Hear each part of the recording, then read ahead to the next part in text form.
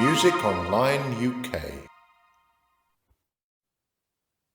And that was the Allegro from Sonatina in E-flat by Dussek. And in this video, I'm going to be showing you some of the things that the examiner will be looking out for so that you can get the best possible mark in your exam. First of all, I'm sure you've probably noticed that this piece is quite fast. Crotchet equals 116, and there are a lot of semiquavers, especially the repeated semiquavers in the left hand. Now, you need to make sure that the left hand is very relaxed. Any tension will just cause your hand to lock solid and you'll get tired very quickly and probably come to a complete stop. So just keep it relaxed and you should be playing it a little bit quieter than the right hand.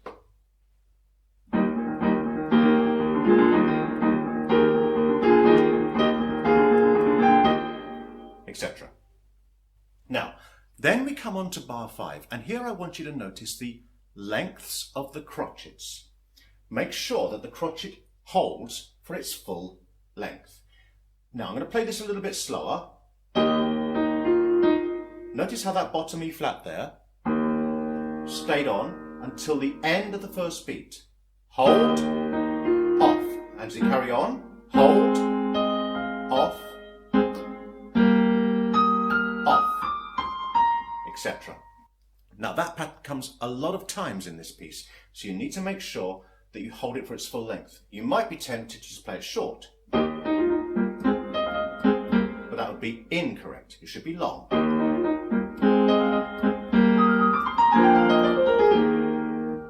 Now I'd like to draw your attention to the section leading up to bar 18. It's not marked in the part, but I think it sounds quite nice here to just pull back the tempo a little before the pause. Have a listen.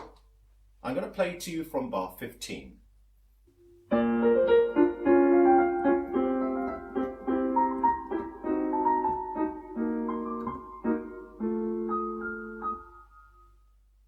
Notice the pulling back there?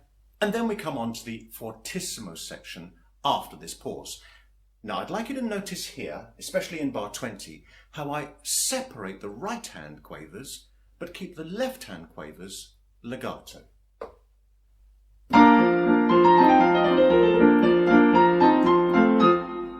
Like that.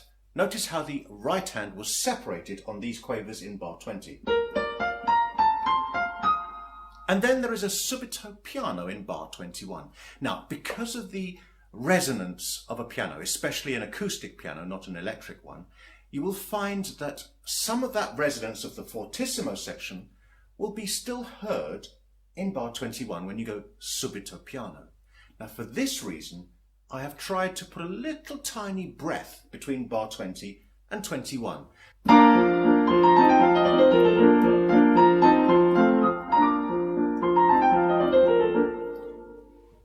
Did you hear that little breath?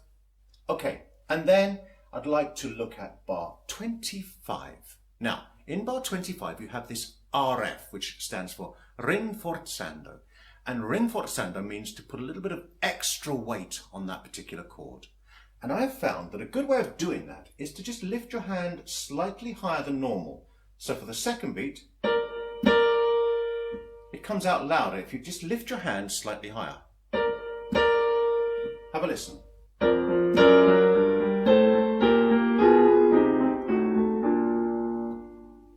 And then, where we stopped in bar 27, you'll notice there is a 3-note little slur in the left hand. Now, the right hand above it has a dotted crotchet, and mathematically that dotted crotchet finishes exactly where the 3-note slur finishes. So to keep the phrase sounding tidy, lift the right hand as well as the left hand when that slur finishes. Like that. You could make the right hand legato into the following part of the phrase, but it wouldn't sound so tidy. Better to lift. Like that. And then we turn the page over to what is called the development section. Now you may have noticed in this piece there are a lot of dynamics that are written in brackets. The reason for this is that some of the dynamics are implied by the context and the composer probably just forgot to write them. I'll give you an example. In bar 69 we have another one of those rinforzando markings. So 69 is this.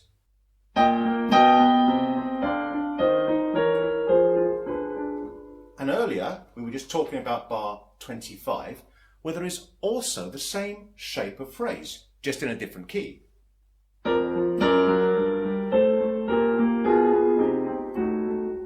Okay, but the composer didn't write rinforzando there, probably just forgot. But by context it's implied that that should also be like bar 69.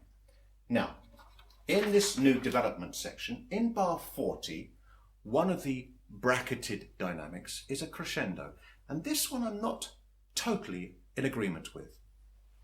I'll show you what I mean. Let's go from bar 41.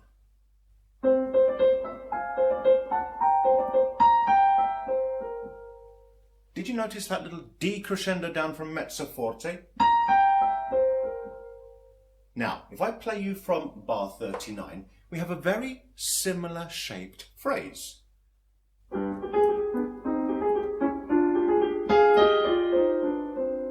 To me sounds very similar to,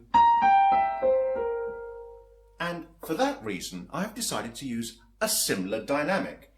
You notice that the crescendo that's marked there, I have basically done the opposite. I've started mezzo forte and done a decrescendo. So, it's not actually written by the composer, and you wouldn't lose marks for doing what's written in brackets. Neither would you lose marks for doing the opposite of what's written in brackets. The examiner might even give you credit for being creative whilst keeping in style with the music. And then after this development section, which finishes on the pause in bar 53, we have a tempo, which is basically a repeat of the first section again. It's called a recapitulation. And because it's basically a repeat, a lot of the music is going to be very, very similar. So there's not an awful lot more to tell you about this final section. But there are a couple of things that are in this section that weren't in the opening section.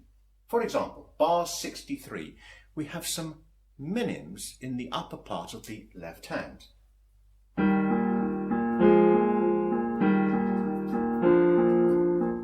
Make sure you hold those minims.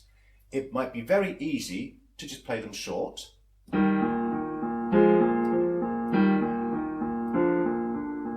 Which would be incorrect. Or alternatively, you might even be tempted to play them twice as two crotchets. Which would be absolutely incorrect. But you should be playing them as long minims.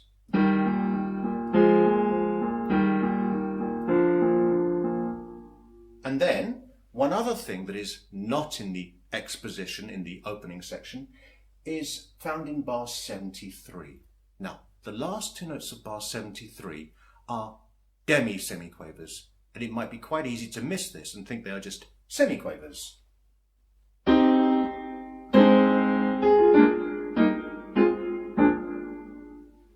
Incorrect. Demi-semiquavers are much shorter.